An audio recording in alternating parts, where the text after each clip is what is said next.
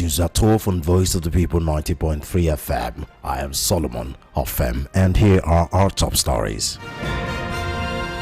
IPOB rejects life sentence for Nnamdi Kanu, says agitation not a crime. Gunmen kidnap students and teachers from Catholic school in Niger State. Bandits demand 3 billion naira to free Kwara CAC church members. Pope Leo XVI says violence in Nigeria targets Christians and Muslims. Outside Nigeria, at least 5 killed as magnitude 5.5 earthquake hit Bangladesh. And in sport, DR Congo to play Jamaica on New Caledonia in World Cup Intercontinental Playoff. Those are our top stories. Details coming up in just a moment.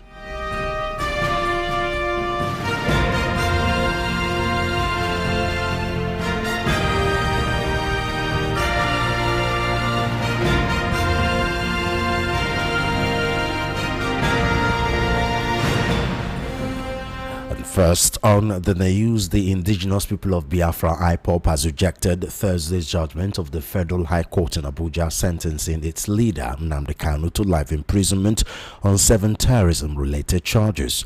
In a statement on Friday by its spokesman, Emma Powerful, the group insisted that Kanu committed no offense known to Nigerian law and maintained that his agitation amounted only to self-determination, which it argued is a protected right under international conventions. Powerful faulted the judgment delivered by Justice James Omotosho, accusing the judge of refusing to apply Section 36, subsection 5, subsection 12 rather, of the 1999 Constitution, which stated that a person shall not be convicted of an offense unless it is defined in a written law.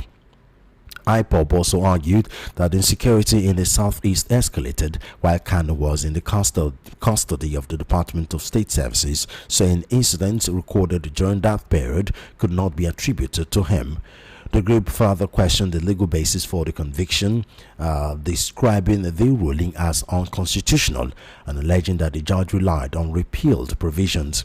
According to the statement, IPOB intends to release a detailed response to the judgment in the coming days and will continue to engage international bodies on what it described as judicial and human rights concerns. The group reiterated its demand for a United Nations supervised referendum. In a dramatic proceedings that lasted for over 7 hours, Justice Omotosho, in a judgment delivered in Kanu's absence, held that the IPOB leaders broadcast on Radio Biafra and his directives enforcing sit-at-home orders amounted to terrorism. The court further ruled that Kanu's alleged role in attacks on security personnel by members of the Eastern Security Network formed part of the prosecution's evidence.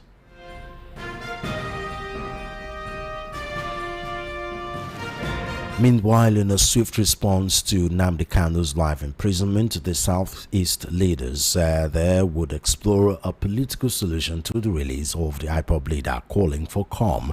Speaking on behalf of Ndigbo leaders, the Deputy Speaker of Federal House of Representatives, Ben Kalu, stated all hope is not lost, saying political solution is underway to secure Kanu's release. In a statement by Lebanese Onwabugigo, the Deputy Speaker's Chief Press Secretary, Kalu expressed optimism that Kanu would be freed through a political approach. The Southeast leader expressed confidence that President Bola Tinubu will listen to the pleas of well-meaning Igbo leaders on the matter, saying that the president will not be averse to it. They urged the people of the Southeast and all Nigerians to remain calm. The immediate past Vice President Ohaneze Ndigbo, Chief Damian Okeke Ogene, said the verdict signified another black day for the Ndigbo. Ogege, who alleged that the judgment and the judge was working on a script given to him. The coalition of Southeast youth leaders observed that the verdict has created ripples of anxiety and discontent in the region. The Southeast Revival Group condemned the judgment, describing it as a judicial aberration and constitutional violation and a deliberate assault on the principles of fair hearing, natural justice and due process. Also, the Igbo Community Association of Abuja in Abuja vehemently rejected Kanu's conviction, calling his imprisonment a threat to the fragile peace in the southeast. In a statement signed by its President General Ikenna Elise Zenekwe, the association argued that the court's decision rendered without what they viewed as a fair chance for Kanu to mount his full defense risks disrupting the stability in the region.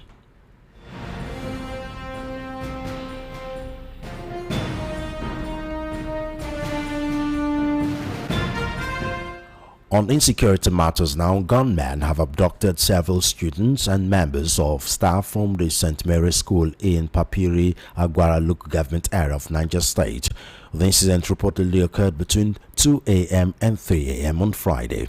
In a statement, the Niger State government says, and I quote, "It has received with deep sadness the disturbing news of the kidnapping of pupils from St. Mary's School in Agwara local government area. The exact number of abducted pupils is yet to be confirmed. Our security agencies continue to assist and assess the situation." End of quote. The statement signed by Abubakar Usman, secretary to the Niger State government, said the state received prior intelligence report indicating an increased threat level in parts of the northern senatorial district. Usman said St. Mary's School, however, proceeded to reopen and resume academic activities without notifying or seeking clearance from the state. Meanwhile, the Niger State Police Command has confirmed the abduction of the student. In a statement issued by the Police Public Relations Officer, SP Wasiu Abiodun, said tactical units alongside military components and other security operatives had been deployed to the area. The incident arrives on the heels of the abduction of 25 female students from Government Girls Secondary School, Maga, Kebbi State. Hassan Makuku, the school's vice president, lost his life during the attack, while Ali Shehu, a security guard, sustained gunshot injuries to his right hand.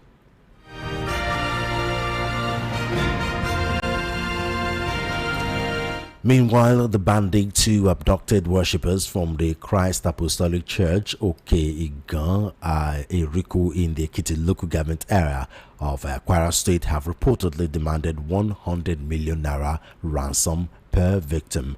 According to the pastor in charge of the church, Lawrence Bamidele, between 30 and 35 worshippers were abducted in the Tuesday evening violent attack during the church's service.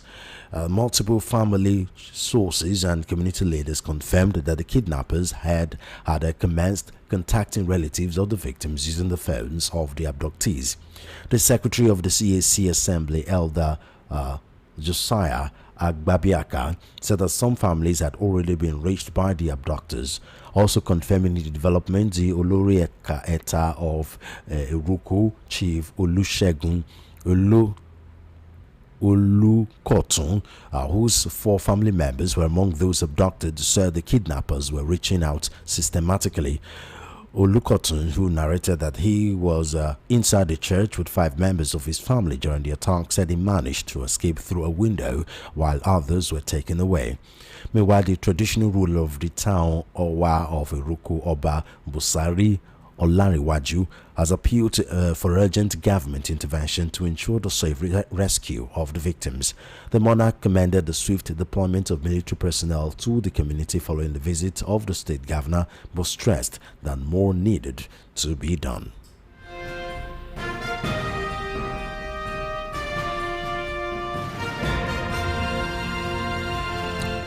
In the same vein, lawmakers, religious leaders, United States Department officials, and witnesses were divided in their views as the United States House Foreign Affairs Subcommittee on Africa on Thursday held an open hearing on President Donald Trump's redesignation of Nigeria as country of particular concern over alleged Christian genocide. Following the redesignation, the president threatened that the U.S. military would enter Nigeria guns a-blazing to completely wipe out the Islamic terrorists who are committing these horrible atrocities.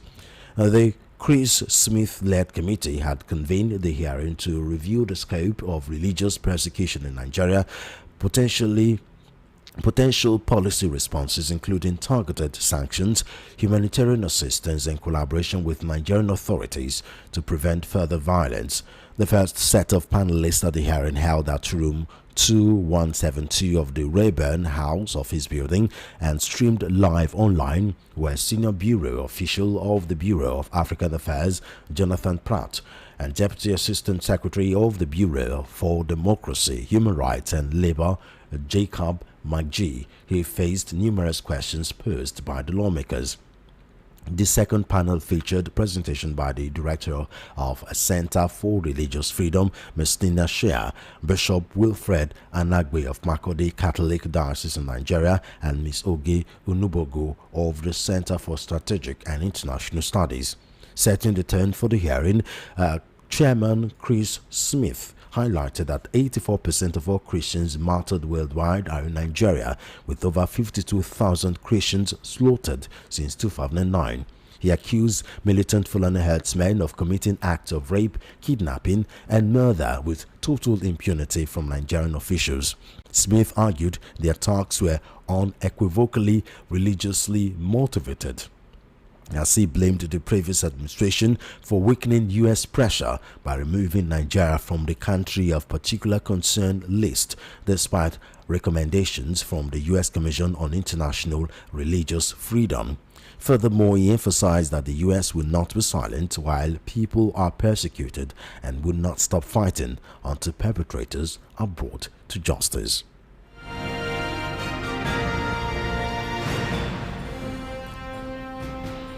Pope Leo XVI says that both Christians and Muslims are victims of widespread violence in Nigeria, linking the bloodshed to extremist groups as well as economic and land-related conflict. His remarks, captured in a video recorded during an interview on Tuesday in Castel Gandolfo, Italy, went viral on Friday, drawing fresh attention to Nigeria's deepening security crisis. Responding to question about whether Christians face genocide in Nigeria, the Pope said, quote, "I think in Nigeria, in certain areas, there is certainly a danger for Christians, but for all people, Christians and Muslims have been slaughtered," end of quote. He added that the insecurity is fueled not just by terrorism, but by economic pressures and competition for land. Quote, "There is a question of terrorism. There is a question that has to do a lot with economics, if you will, and control of the lands that they are," end of quote. Pope Leo XIV said the Nigerian government to step up and urged the Nigerian government to step up efforts to protect citizens, saying unfortunately many Christians have died. Recall that Pope Leo XIV recently referenced Nigeria in a message drawing attention to global attacks on Christian communities.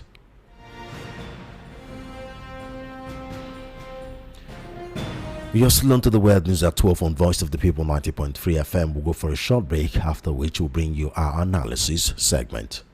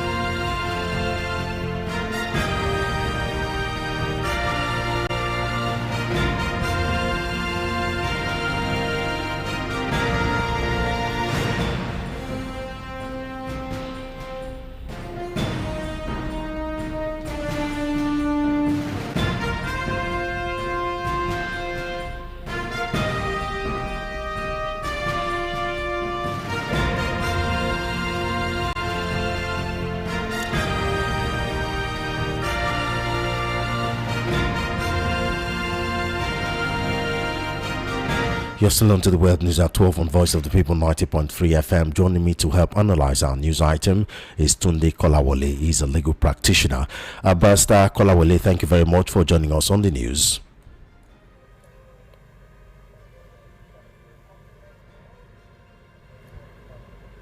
Hello, sir. I can hear you.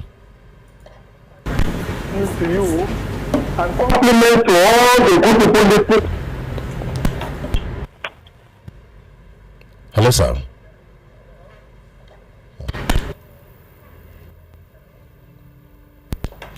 Hello, sir.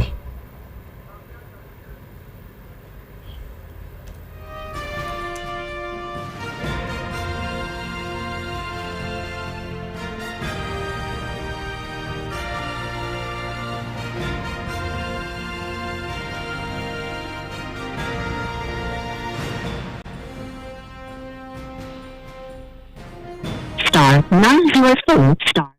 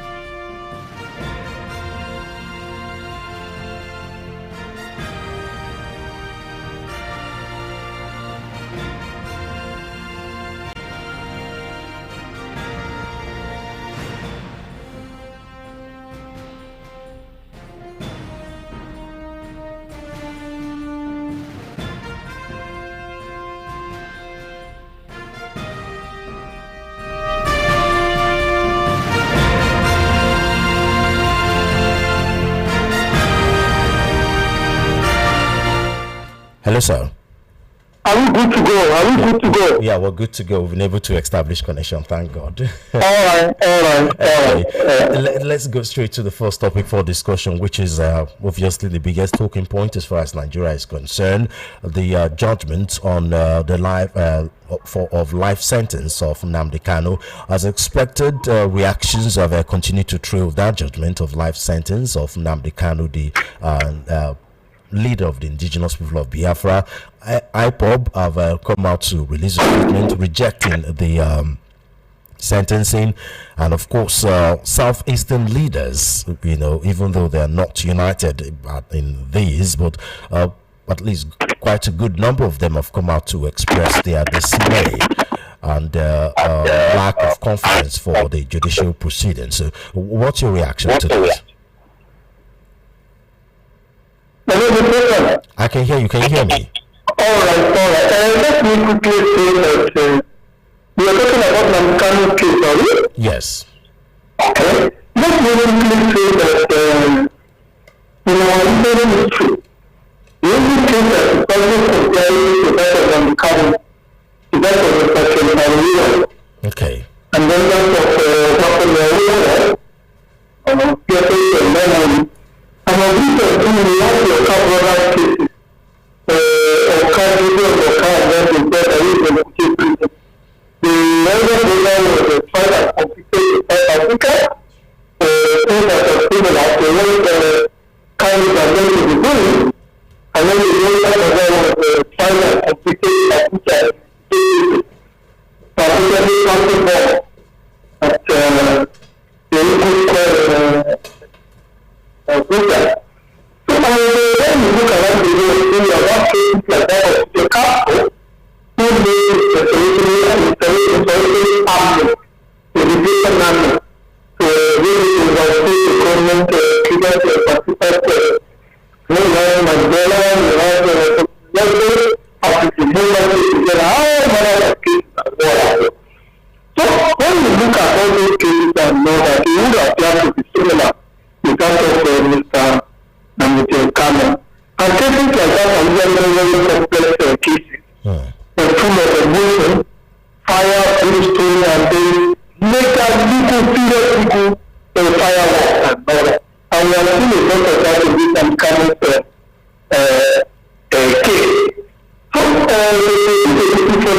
say that like I've always said, uncommon cases where the political just like the other cases that are mentioned. I would have to find them as a lawyer that the case is that case so that the handle I am a politically and war.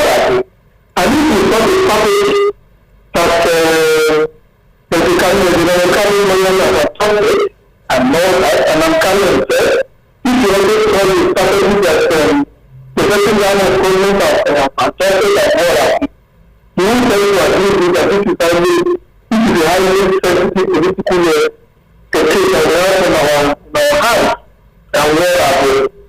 Now, before I proceed further, let's review how mankind got into this very level truth or choice of so to say, if you are allowed to make use of some of these words, which I consider to be very hard. It was a very concern of the social media that it was a security agency that was given a Kanu to Kenya to some events which the public organized, and then he was invited to come and deliver a paper in India. One of the Nigerian activities whose name and not the attention was also invited. And they were calling a very general fee in dollars, hotel accommodation. Giving giving car, starting at Kerala, and then after the event and another, they will give you some of the Kenyan game staff on the fighting and everything. The other activity, suspected something wasn't right in the invitations and what have you. I mean, to try to go. When the Kenyan coming on the road, he went and then and get to the airport. They come by some different times, careless and waiting. But rather than being given to a stone more to where the government takes, he was taken to a house, an isolation house, where he was really man up with his leg chain, without chain, and then he was kept in there to a food, without food for about 7 days, and then he was also advised that he put a heavy generator behind the room in which was safe, so that day and night, there was no way he could have slept. When you look at all these things I have mentioned and all that, you and I want to think that it is carefully because when they really want to do something for you that can keep in that kind of a thing. And then the question will be that why was when you come who is leading the kind of freedom struggle? Who is sensitive to his movement and all that? And when it is not sensitive, I will thought that the IPOB whatever the video is, he has an intelligent unit that would have come to Kenya as an advanced party or would have gathered sufficient information and briefed him on the data that is released or going to attend that to Nigeria. So how is useless into the fact in which it is very shocking for them. Furthermore, I do not agree with Nnamdi Kanu that he will be using an intellectualist or struggle and go and start a sale at once and then allow your soldiers to be doing the same for Kenya. When you look at it, the country, you look at Mandela Party, remember, came together and all that. All of them took their food, their food on the ground. Our physically leading whatever story that is there with their respective country. You don't go and hide or go and stay in another country, the country of another country, and not begin to dictate what that. So, he ought not to have done that. If you are staying in Nigeria, the Bible will have been more effective, the Bible will not have fallen into the trap of security. And we will be the second of all things. You remember that you have people during the Second Republic that Mr. Muhammad Buhari and candidate of it also hire about to spoil the security agency, the security agent, and also hire the agents and all that. So go and talk to all the people in government, and then they put him in the crate, and then trust him. If you are not people of only document and find themselves in Nigeria as a author, his labor, who was people through the video, saw how he was being treated. And that was quickly adapted the security agencies, who could start their men to all the airport, to all the people that stay up, all the 6 levels of people, which made it possible and difficult to take out all the people out of London. Because I was in the case that we at the airport and said, and then were able to rescue. So given that activity, we were also expect that Mr. Nnamdi Kanu is very, very sensitive to the environment and not according to the kind of child that he also said into. And of course, if there is freedom of kind that he claims to pay, it will be really a very of quick gift for some treaties or some things that people coming from the something that we are not too sure of. If you have treated that for which is self and always a teacher and another, the Bible that the cases Tonto or Papaya that you have now training them and when you also make the go to another mistake, the case of the student is that for casting, which is transmitter and the student and the level of casting. When the majority is doing the whole casting, when the establishment is good to have, you remember what they did? Hello? I remember. They put their radio station outside the country. They put their radio station outside the country and all that. But in the American case, the went and stayed in the under at a hotel in the Niger and was doing the broadcasting. And then now they put a technology good country to pay. There's no where you put your where you pay any part of the world. As well as you have a telecommunication equipment for the sensitive metal around you, the security people using different gadgets and what have you, be able to speak out. So when you generate that kind of legacy, with regard to broadcasting, is another thing that continues to keep my imagination and let's not go to the case of, like I said, the very, very country and not going to put a case and murder. That is going to have a replicating effect for a very long time to come. Just like that of Cameroon continues to have, just like that of Mr. General Samani Lecter had, just like what happened always trials and murder, and continue to have multiply effect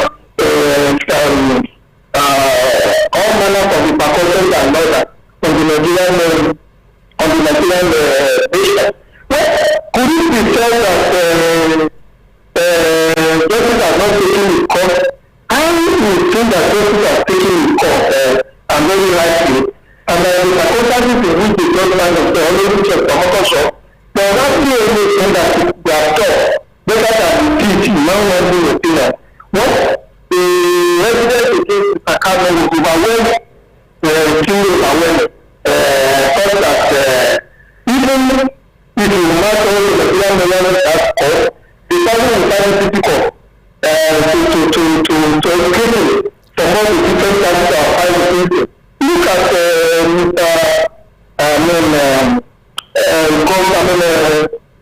still advocate of Mr. Kanu Agapi, and then of course we have the Sokoli and Mother, two brilliant lawyers. Look at the particular performance that those two brilliant lawyers put up in the court. But the truth of the matter is that it is very difficult for even the judges of the general lawyers compared to Mr. Kanu for all the different charges that are let's pause there a little, sir. You talk about some of the judgment. The judge, made lots of fun. I mean, it was over 7 hours ruling, and he made lots of reasons why the judgments were given. But the one that stood out to most Nigerians is the fact that the judges said Kanu was responsible for the death in NSAS, which is a conflicting report from what several committees, especially the one in Lagos, said that there were no killings in NSAS, trying to back the government of the day that there were no killings. And then the big question is, well, how is the killings that the government of that time says there was? So what killings on NSAS in Lekki Tollgate are they talking about? And what does it get to do with Nnamdi Kanu? From the judgment, if what I read is that is the true report, the verbatim report of what transfer report and all that. I think it is one of the brokers that see the data and all that. has instigated people to go and committed that crime. The broadcast, when he was in hiding at that time, if I remember correctly, it wasn't long he was extradited. So yes. How did he do the broadcast? Yes. Before the NSAS, you and I knew that the so-called stations or the alleged stations have been on there. There are also the basis of comments on social media and more that, which in the way is just to mitigate what eventually transpired when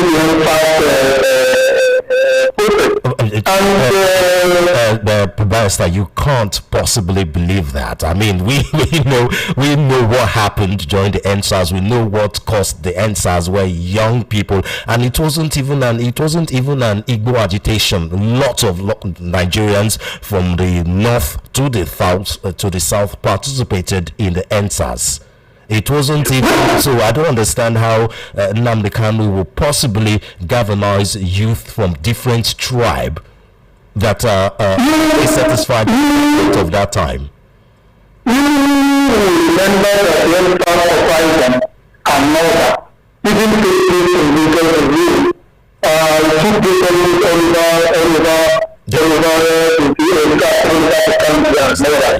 we are able to remember that different activities were active in the different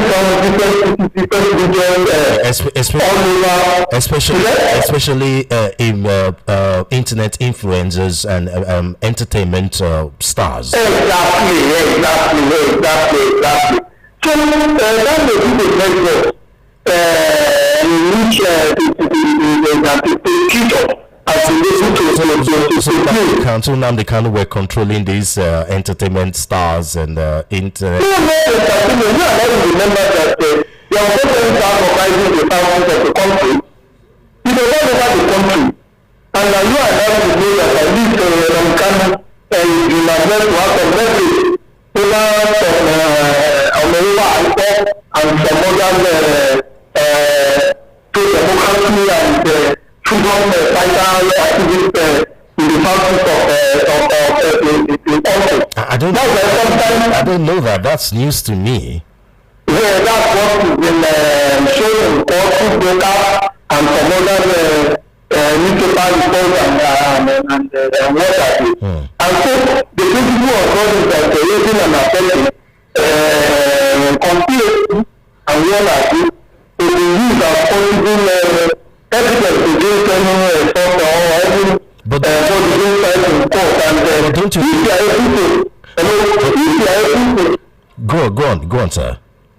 If you are able to piece evidence together and you want to collaborate together to amplify, it could have applications for conviction and then something of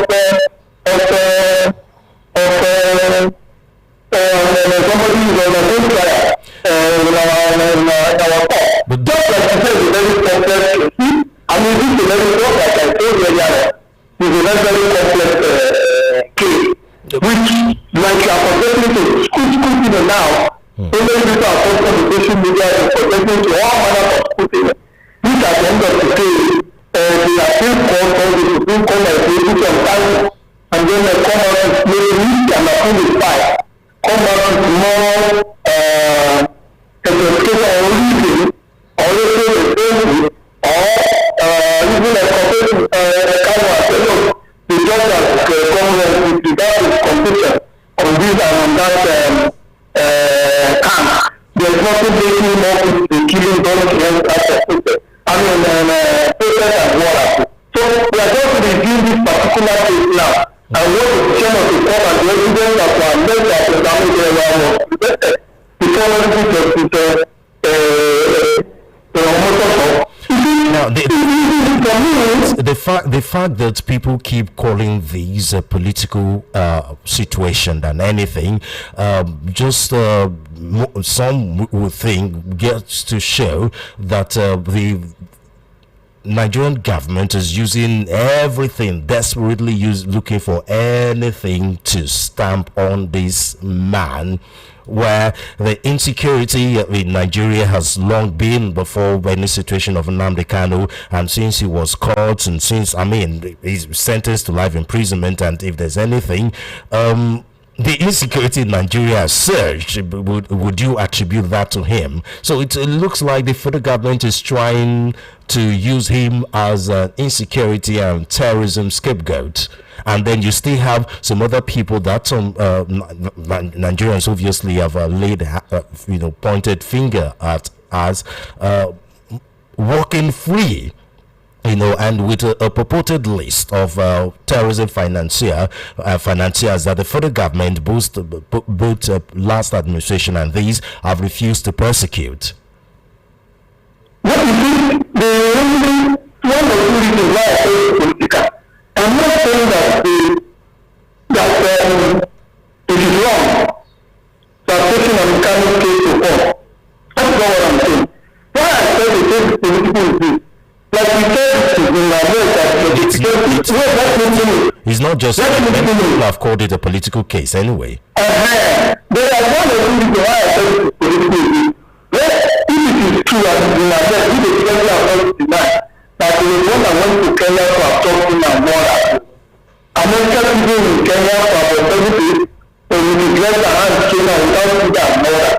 If they are wanted to kill him and murder, they don't have all the power, all the latitude, all the privileges of face to face. So I've killed him in India. When was it a problem to Nigeria? The problem to Nigeria was to have an example to other to do that. President Mohamed Buhari wanted to use him as an example. So other activities and those that began his committee. But no matter where we are in the world, I could, and my hand should be able to reach you. Just like I did in the and that's laughable when you consider the fact that they have a list that they've refused to work on. And most of those people, allegedly are in Nigeria. So they leave the ones in Nigeria and went to look for the one all the way Kenya. That's laughable and sad at the same time. Yes, we are not part of the making the problem. But if you look at the activity of President Mohamed Buhari, like I said, the man people say that all that. He is a man when he sees himself, who is taken that all that. He has to forgive your people. Because the man people decide to come and when you are two, the second republic has said that law. That let's say that President Mohamed Buhari, that Mohamed Buhari, find all the ways to bring him back to the point. So the second reason why I say that Kanu case is political is mankind is championing and enjoying that I always bring on ground in 1966. They fight for the liberation of the South people, the government of the South people and all that. So it's a matter of being on ground for almost more than 150 or 70 or 50 or 40 years and more. And people really and all that. When things to the ground for me find a political solution to that kind of a thing. Just like African South Africa, they find one solution to the struggle that was making Mandela was a champion. Just like people are trying to find to find all the independence that they were coming in the different parts of Africa during the Korea anti-colonial struggles and war. What we need is a ground for me, whether it is people there, they say, and then people are trying to the land, and what they have the support of the people, organize a kind of referendum in the South, and gather the people want to exist on the air or law. They refuse to do all of that. And then we want to take him to court. Just like they did General Manifesto, just like they did Kekarua. Because we want to clear and then hang the death from the neck of the Nigerian judiciary. Just like it has happened in the Kekarua, just like it really happened in the General Manifesto case and war happened. And thank God my God, was evidence in law, and also demonstrated reason and candor in the judgment that we are giving. And what happened? Well, some people have accused him of working a script. The script, No, I don't the script was I don't think so. given to him, and of course, what do we expect? You're a legal practitioner. You wouldn't say anything that will against a judge. Sometimes things are obvious to say. Would you dare? Because I know the repercussion it will have if you have a legal practitioner have a case with him. You have to be careful what you say yourself. As a I agree with you. I agree with you. But now that the case has come to an end, and they not allowed to make a clear decision about the perceived the law. If judges are not good, they are honorable judges, judges are not invaluable because they are judges. They are invaluable because they are kind of authority on the decision that judges also make a mistake. And these individuals, lawyers, critical are not allowed to criticize them and all that. Then we never have an independent judiciary. Then judges will also continue to make and repeat the same mistake. Which is another question that have always been going on. Lots of Nigerian mans, I mean, are judiciary truly independent, and because lots of Nigerians will say judiciary, which is why we don't exactly practice true democracy, but some Nigerians have alleged that judiciary and legislature are particularly an apron of the executive. So, which means a lot of Nigerians don't even believe in the judiciary for the common man anymore, which behooves on our leaders now to correct that huge imbalance. We've talked about several times about the independence of the judiciary, and especially with the fact that lots of our judges are underpaid, which our executive and legislatures have taken full advantage of. Sorry to we've also seen several situations where security agencies are forced their way into homes of judges. In that kind of environment, would you truly say our independence is truly our judiciary are truly independent? Yes, in the circumstances in which our court operates, and magistrates and councils of state in Nigeria and there, I would want to show the body of fairness that they are trying their best most of the cases that come before them. I am not saying that everything is all right or that everybody in there is all right. If everybody has been all right and all that, some judges do not have been functioning in the past or thinking that it should not really let at all. But when you look at the performance which our judiciary authority and all that, I think the majority of our judges, the majority of our magistrates and councils and all that are doing their best, are trying to suspend justice without fear or favor, the performance which they are finding themselves. It is a lot of things to determine whether the judiciary is independent or not independent. We are giving the example of finances. The judges still have to prepare a system of comment for whatever country is required to treat their thoughts and more. Even the houses that we have to retain and more are there. Without the magnanimity of dignity or the wicked of people, judges could not have a different accommodation in some part of the country. And then when you remember the way as example, I think that was another thing I remember why in which security agencies are sent to the room of study in the dead of the night, and then they follow their houses and then they are packing at them and humiliating all the judges and morals. And then the most of those things are come to trial, and then they have been exonerated of most of the allegations that were placed against them. So the message I have of that the total is different to the table is a wrong thing. Secondly, independence of judiciary, if it is guaranteed by the constitution and whether it stands laws of the land, very calculated.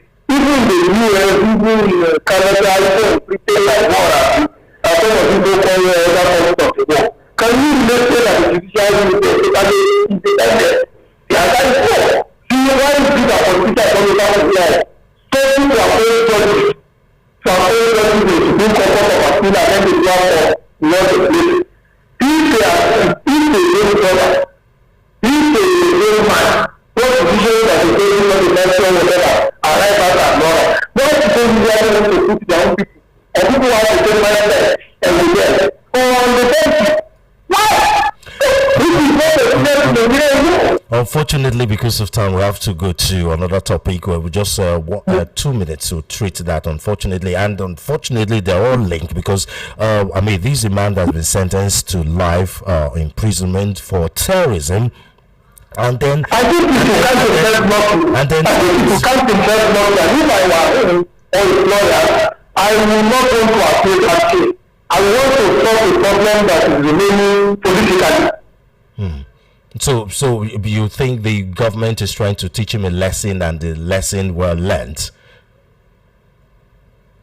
Not just from Kanu, I think the government is trying to focus Islam. So the agitators in this country of the state of 24. Okay, but we have to got that now. So and then the insecurity in Nigeria is still going on. I mean, it's all-time high right now, with of course the latest being another abduction of St. Mary's School in Pabiri. Of course, we don't have the full details yet because it happened very early this morning, where some teachers and students have been kidnapped, in addition to the 25 that was kidnapped, some days ago. So kidnapping, insecurity, abductions, killing, it's an all-time high right now, despite the fact that they say Nnamdi Kanu is the perpetrators of this thing. And of course, despite the fact that the US government have threatened to come in guns a-blazing,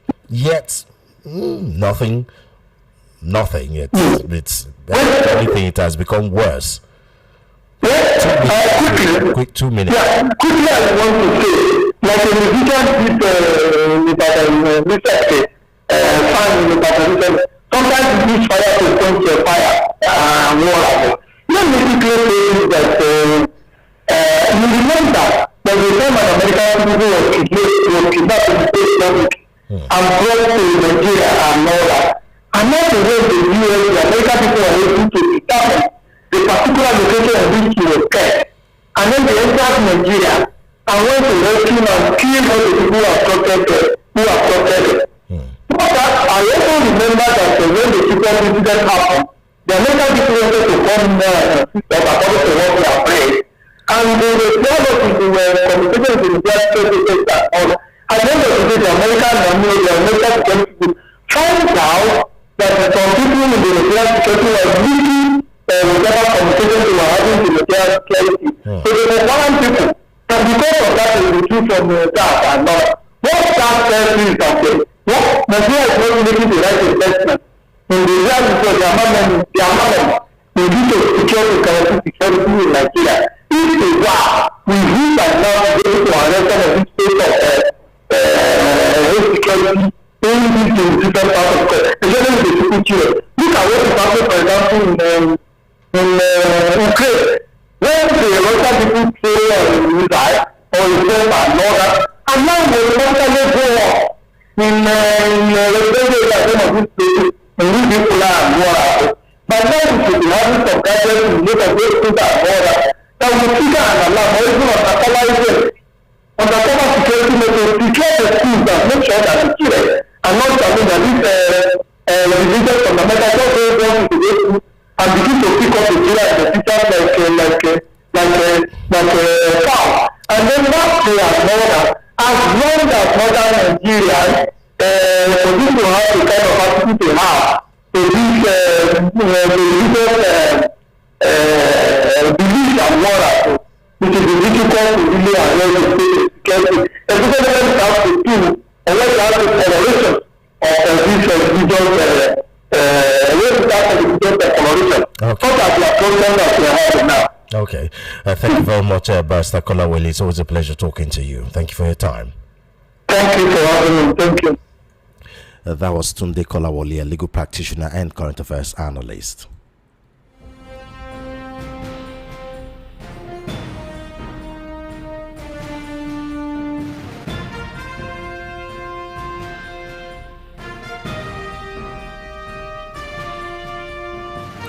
And for a quick look at what's happening outside Nigeria, a powerful earthquake has struck Bangladesh outside the densely populated capital of Dhaka, killing at least 5 people and injuring about 100 according to the government. Dhaka-based DBC television reported a higher death toll of at least 6 people on Friday in the capital.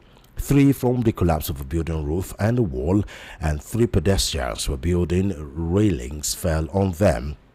The magnitude 5.5 earthquake struck at 10:08 a.m.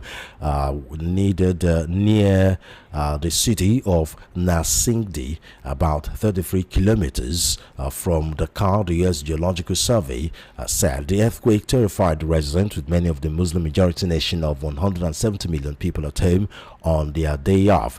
3 people were killed, including a medical student, the health department said. The USGS warned of potentially significant casualties and damage. The shaking lasted for 27 seconds, with its epicenter in Nnamdi's Madhabdi district, according to the Bangladesh Meteorological Department, which recorded the magnitude at 5.7. Tremors were felt as far as the Indian city of Kolkata, more than 325 kilometers from the epicenter. There was no immediate report of casualties or significant damage in India. And in sports, the Leopards of DR Congo have been drawn against Jamaica or New Caledonia in the final of the Intercontinental Playoffs for the 2026 World Cup. DR Congo defeated Nigeria Super Eagles via penalties on Sunday to book their ticket for the playoffs. In the draw held on Thursday in Zurich, Switzerland, coach Sebastian Desabre's men were drawn by for the playoffs final due to their superior ranking. They will take on the winner of the clash between Jamaica and New Macedonia in the final for one of the tickets to the World Cup. The Intercontinental Playoffs will be held in March 2025 in Mexico, 2026 rather, in Mexico, and will be a winner-take-all competition, winning. There won't be return fixtures. A win in that match will see them join the party in the US, Canada, and Mexico as Africa's 10th representative for an expanded 4 to 8 team World Cup, while 6 teams will feature in the mini tournament. Only 2 tickets are up for grabs. And before we go, here again are our top stories. IPOB rejects life sentence for Nnamdi Kanu, says agitation not a crime. Gunmen kidnap students and teachers from Catholic school in Niger State. Bandits demand 3 billion naira to free Kwara CAC church members. Pope Leo XIV says violence in Nigeria targets Christians and Muslims. Outside Nigeria, at least 5 killed as magnitude 5.5 earthquake hits Bangladesh. And in sports, DR Congo to play Jamaica or New Macedonia in the World Cup Intercontinental Playoff. And that's the world. This is at 12 on Voice of the People 90.3 FM. I am Solomon of FM.